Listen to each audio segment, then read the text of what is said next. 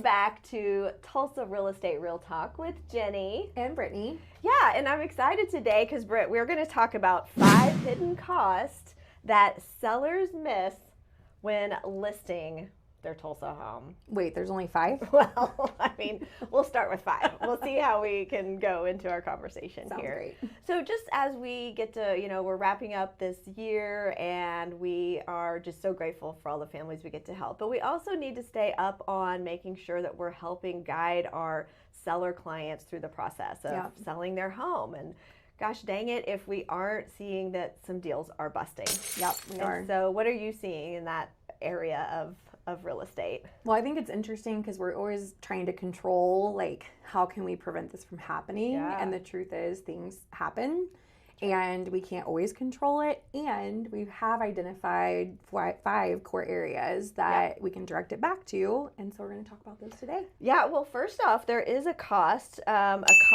prepping your home to get it market ready. Yeah. Now, this could be just whether it's some repairs that are made or needed, some updates maybe that are also important, some staging, and some pre-inspections.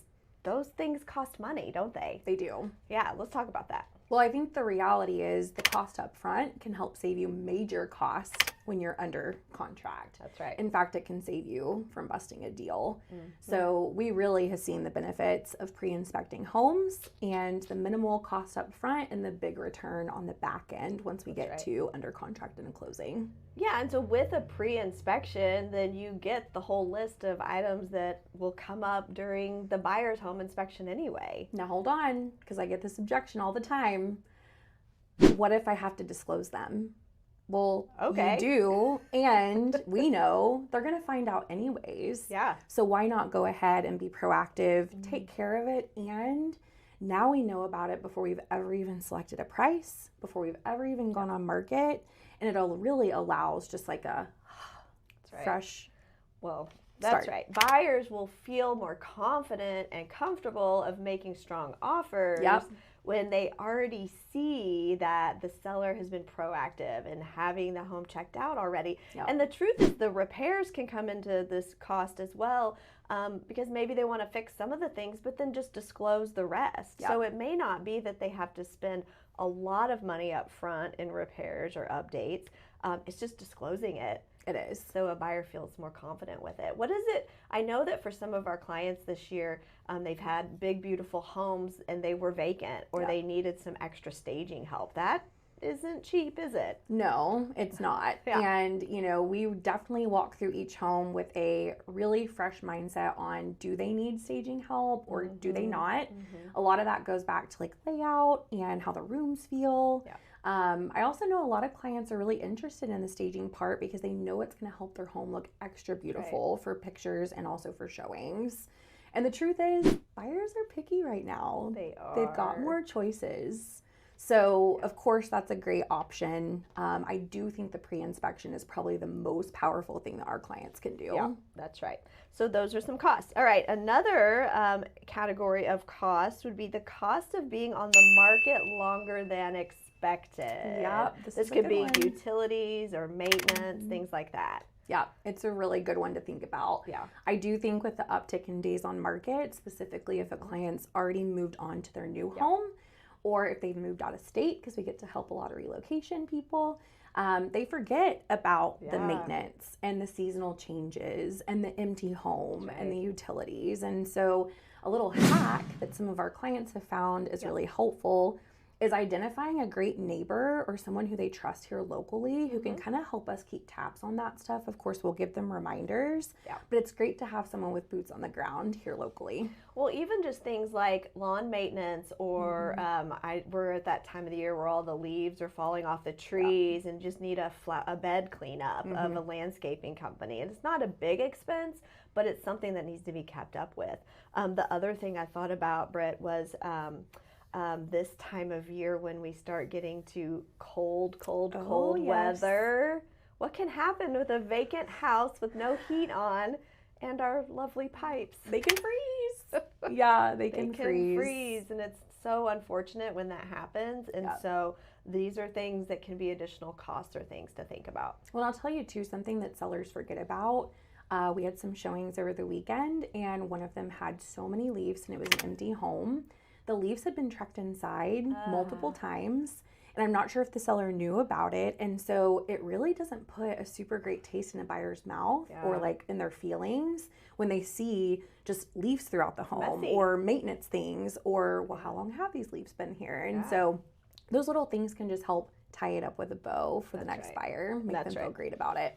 Well, this one is a pretty big one, and I'm sure that everyone has heard of this, but the cost of not pricing the home correctly from the start. How can that have a big impact on the seller's bottom line?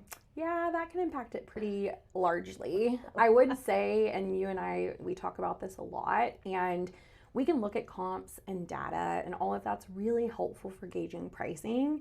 But in this market, when things are changing, it's really important to understand that, yes, that's a tool, but the real indicator for pricing is our showings and activity and what a buyer has to say about the home, which can be really tough sometimes. And so it's remembering that pricing ahead of a changing market is important. And of course, we'll go over that with our clients, but then also taking in that feedback and staying ahead of it. So if we get some wonky feedback, let's take care of it. Let's price adjust now versus waiting and getting really high days on market or allowing a buyer to think that something's wrong with the property. Yeah, and I think over all my years of experience, I feel like I've had the mixed bag of conversations with clients. Of course, they don't want to adjust the price too low and then they can't come back up. But I've never really seen that a price hasn't just set where it was supposed to be. Like, for example, if you make a price adjustment to get in front of a new batch of buyers, now there's going to be more excitement for it. And so, in fact, the home price could come back up from that adjustment on the price, if that makes sense. And that's just something that I know, I think people may fear of I don't want to give my house away, but I've never given a house away in all my years. Have you? No. And if they're giving it away, I'll take it. So, well, that's something important to think about, is just the price is super strategic and important. Now, there is something else, and unfortunately, we are seeing this one a lot, the cost of closing delays or failed transactions. This could be inspections that come up, the low appraisal. Unfortunately, they are happening. It's a fact. Even with our best attempts to be proactive. So what are you seeing on this one, Britt? Well, I was going to touch on the cost of mispricing. And so we had, and it falls into this appraisal category. And so we had the buyer client. This just happened within the last 24 hours. And super fresh. And the seller had been on market for over 100 days, priced pretty high above what we felt was market norm. And so our original offer to the seller was $410,000. And the seller responded back and countered, gave us a pretty good counter, but not at that 410 mark. And our client did a lot of research as well as us coming up with that number. And so we came to an agreement. It wasn't at that number. It was a little higher. We just got the appraisal back. Guess what it came in at? 410? 408. Oh, good. So really close to that mark. And so this is the interesting thing. It's wonderful to have a goal of price and then the cost of that. Now, how do you think that seller feels right now? Yeah, beat up. Probably beat up and a little stressed because they weren't priced right from the start. And now we have this appraisal to show that. So that can be really impactful as well, as just making sure that you are thinking through those things that we're going to work through anyways. So you don't get the delay, because now you get an extension on negotiations. We may have to push closing. And so these are all unexpected delays that seller was not accounting for. Well, and with that is the buyer could just say, nah, I don't want to buy it now because it's not the price of what our agreement was about. And so there's a huge cost that goes along with that. Let's just touch on busting contracts, especially when representing the seller. What happens next? Well, with a busted contract? Yes. Well, you get to now disclose things that maybe weren't negotiated yet. And that's the situation in this case. They're going to have to disclose things if that were to happen. And that can be painful. That can for sure affect your bottom line and your price, because now you've got these other defects that weren't known before. And then it doesn't look great. Anytime we see a property come back on market, the first thing buyers are asking us, what's wrong with the home? What happened? And so it automatically puts this little ding in their brain that they need to get it for a lower price or that something's not right with the home. And that goes along with our topic of costs that are associated when you are selling your home, of missing the mark on pricing or now having busted contracts due to repairs. And a lot of that could be done with pre-appraisal and pre-inspections. Absolutely. All right, number 5 is the cost of great agent support. There is a lot of value in working with agents who have a lot of experience in the process of helping our clients get through the deal. So Absolutely. What is some value there? Well, I think the big thing, we've touched on a lot of them, and the cool part is that being proactive, having these conversations at the appointment before we've ever even gone on market can be really powerful. And this is where I like to remind people, you know, we're not forcing them into an ultimatum. It's an option that they have and a tool that they get to use.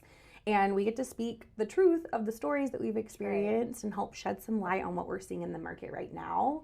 And all of these things can help get buyers or sellers from point A to a closing successfully. That's so true. And I have seen that agents who have maybe been in the business 5 years or less, during the market of them maybe having great success of helping clients, they maybe didn't learn the hard-fought skills of the realities of a market where the days on market increases and there aren't as many home sales. And so, you know, making sure that you're interviewing your agent and asking about their real life experiences of working through these different steps and processes and how they solve problems.